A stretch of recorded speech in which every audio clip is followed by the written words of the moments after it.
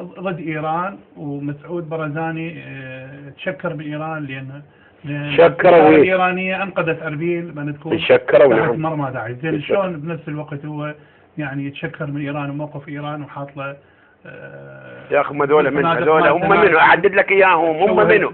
أنت شايفهم منو؟ أنت شايفهم منو؟ تناقض. وأنت يعني أنت يا أخي هم طلعوا بالمؤتمرات ترى الواقفين هم منو تعرفهم؟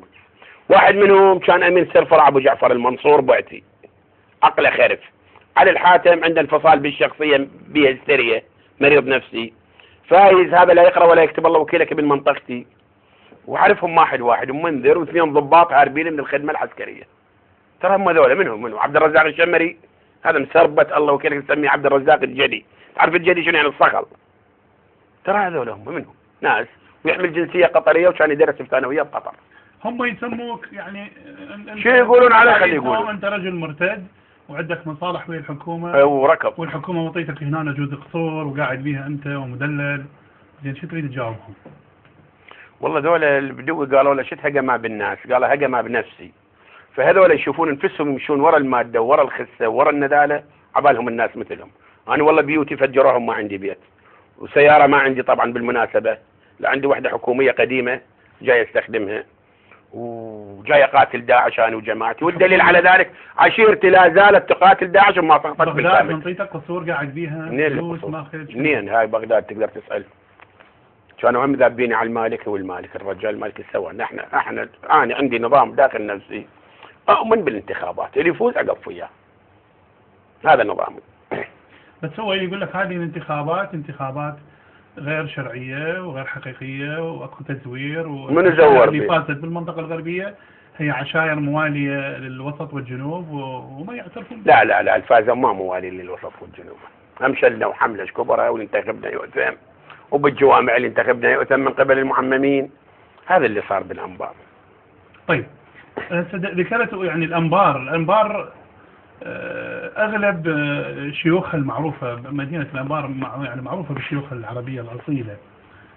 لو نجي نسوي إحصاء لهذه العشائر ولرموز العشائر أو لشيوخ هذه العشائر تقدر يعني تفرع لنا تقول من العشائر اللي هي أخذت موقف حقيقي ضد عصابات داعش نعم. والعشائر اللي هي ربما بشكل وبآخر تحت سطوة داعش حاليا. الكرابلة ما وقفوا ضد داعش رأسا استسلام فظيع.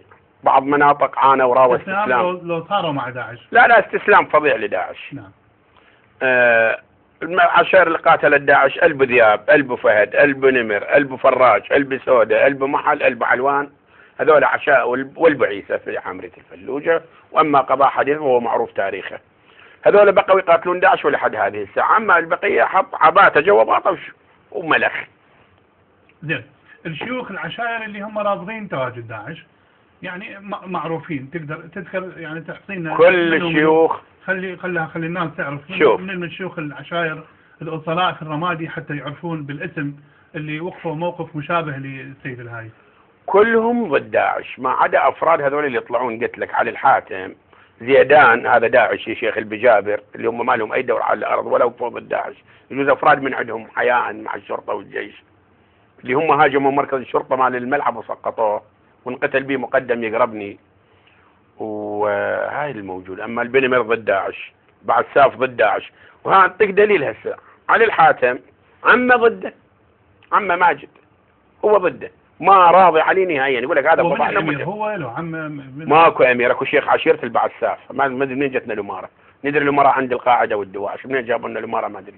بعدين ملتهي يقلد لي محمد بن راشد على اساس هو عيب هذا الحكي. احنا ما نصل مستوى المزعف والزعاطيب. طيب هو الى تصريح باحدى الفضائيات العراقيه يقول بسبب تهميش الشيعة خلينا نقول للسنة بطريقة للسنة ما ينطوهم مناصب ما يخلوهم يشاركون بالعملية العسكرية يعني بالقيادة العسكرية والقيادات الأمنية أو بالعملية السياسية عموما.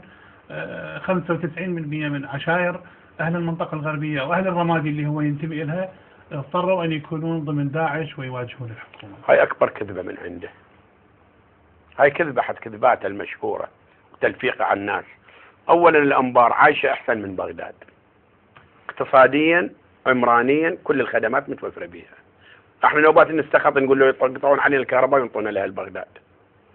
مي واصل لأبعد منطقة نائية، تبليط، تكرمون حتى مكان الهواء مبلطينه، ما تقول شو يسوون، ميزانية جاي تجينا ومجلس محافظة يقودنا وقائد شرطة من عندنا و30,000 شرطي، شنو التهميش شلون قايل؟ يقول لك احنا قياداتنا قيادات سياسية محترمة، ظلموا أحمد العنواني، ظلموا طارق الهاشمي، اي خطية، ظلموا رافع العيساوي. انت يعني وفق قراءتك لما تعاطى القضاء، إذا أنت دارس القانون، مع هذه الشخصيات، إذا أنت دارس بالقانون، المسبب كالقاتل والمحرض يحاكم محاكمة المجرم المنفذ، فهذول يحاكمون قتل بامتياز، قتلوا. لو أنا وزير داخلية وزير دفاع اعتقلهم كلهم، ولو وين ما يروحون أجيبهم، أسوي على الانتربول، أسوي كتاب من الداخلية على مجلس القضاء على وزارة العدل وأعممه على كل الدول وأجيبهم.